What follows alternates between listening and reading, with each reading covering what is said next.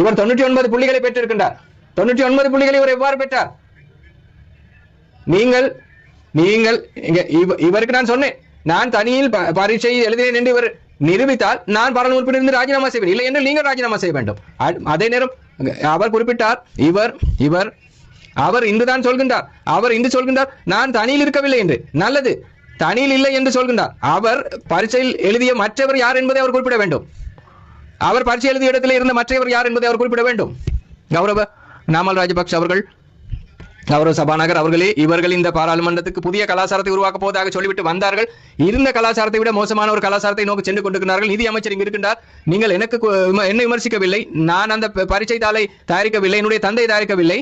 அது சட்ட கல்லூரிக்கு ஸ்தானிகள் குற்றச்சாட்டை விடுக்கின்றார்கள். ஆகவே தயவு செய்து சட்டக்கல்லூரி இது பற்றி விசாரணை நடத்தி நீங்கள் இந்த பாராளுமன்றத்துக்கு அறிவிக்க வேண்டும். அதே நேரம் இவர் இந்த பட்ட படிப்பு பற்றி சொன்னார். நான்